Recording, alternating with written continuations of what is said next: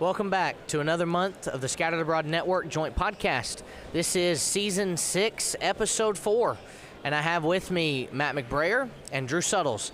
We are going to be discussing a few more of the scattered disciples in our theme this year. This episode is Andrew, Philip, Bartholomew, Quiet Workers. As we get into this episode, I want us to begin by pointing out the episode theme and then the theme of the questions themselves. The episode theme is faithfulness without fame. Then you look at the theme itself. Not all apostles stood center stage, but all stood firm. So let's start with what role do lesser-known apostles play in the big picture of the gospel? Just because they were lesser known doesn't mean they were less valuable. I think that's the key. You get to the New Testament, 1 Corinthians 12, 20 and following, Paul emphasizes the body is made up of many members, and those members of the body which seem to be weaker are necessary. So even though they may not be, well known, they were necessary and important to the overall work. Yeah, I think that same thought is, echoed in 1 Corinthians chapter 1. Yeah. With the idea that, not the noble things, noble people and are not called, but those that are lowly.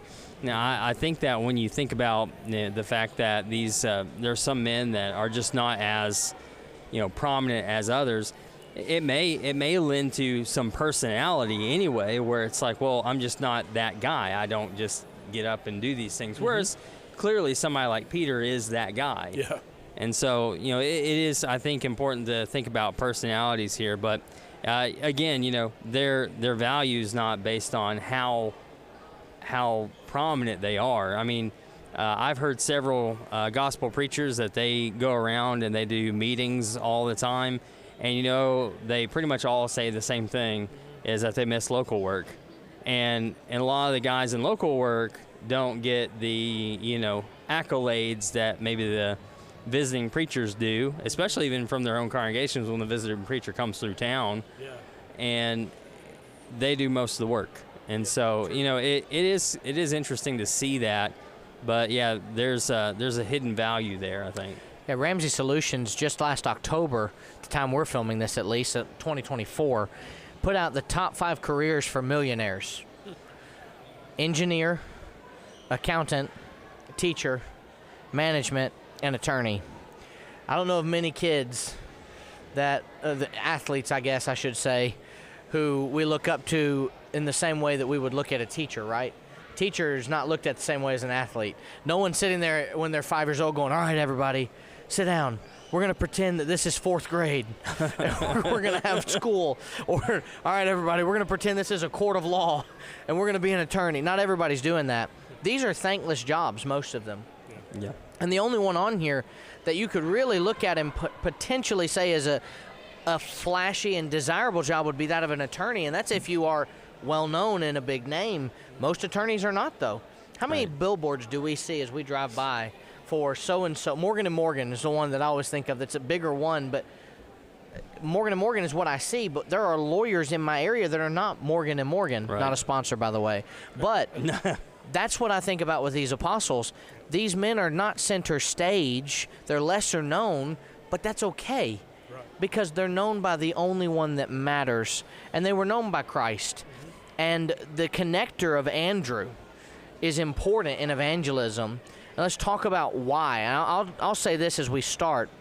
He's the one who found his brother and brought him to Jesus, John 1:40-42. He's the one that's depicted in John 6:5-9 as finding the boy with the loaves. And here he is.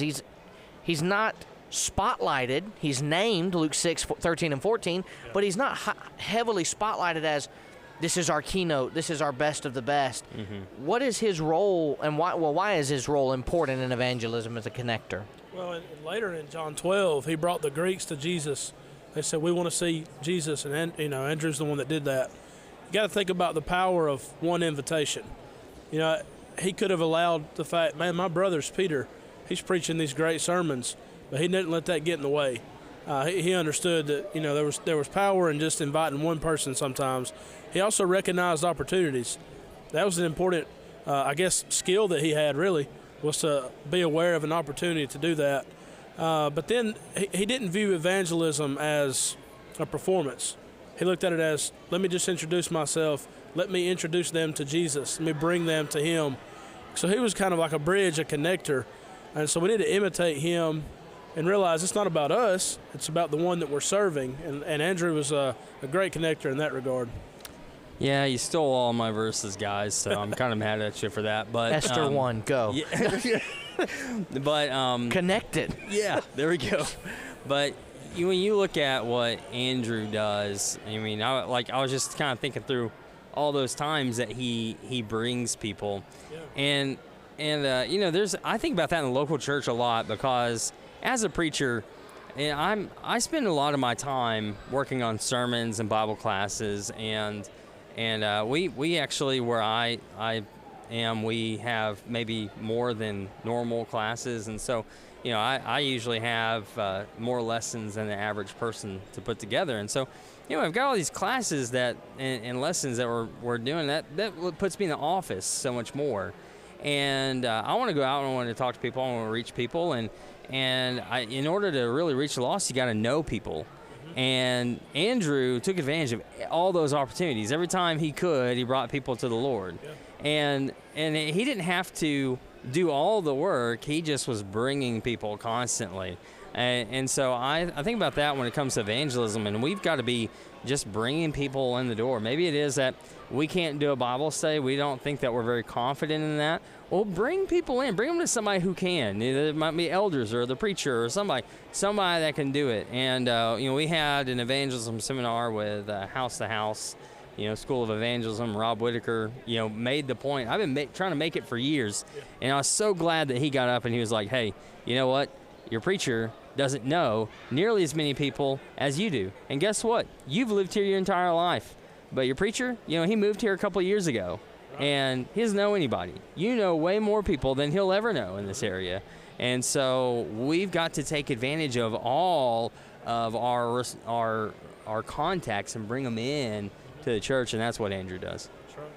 You got anything else to add on that one? No, that's good. Well, the connections, I think, is a great point, like you mentioned. You do know more people, average membership-wise, than the preacher does. You see them every day. We all have somebody that we know, that we see every day, that we have connected to in some fashion that no one else has. We should be doing what Andrew did. And so how does the church benefit when we talk about the service of those behind the scenes? I mean, we're at an event like this where there's a lot of behind the scenes. We see the keynote, and we see the Sunday morning, and we see the meeting rooms and the ballrooms and all of the deep creeks and cage coves filled with people. We don't recognize sometimes, though, that it was 4 days of planning, of staging and setting this place up. It was years of planning to get it to even to the point that it's at now. How does the church really benefit from behind-the-scenes work? I think the work is sustained because those who handle the unseen things allow for the visible things to take place. If those things weren't done behind the scenes, the things that everybody sees may not get done at all. You also think about public ministry often depends on private ministry. The conversations you've had throughout the week, and then you're able to really get up and preach. Paul, of course, experienced that. But then you got to think all the contributions that happen behind the scenes strengthens the unity of everybody. And they're not doing it to be known. They're not doing it so people will call their names out. I think it's important that we do that when we can. That's what Paul did, Romans 16 and other occasions. But those behind the scenes things, those servants that are doing that, they don't care about the accolades. They don't have any ego in it. They're just doing it to serve the Lord. I think that's what strengthens the unity of the church.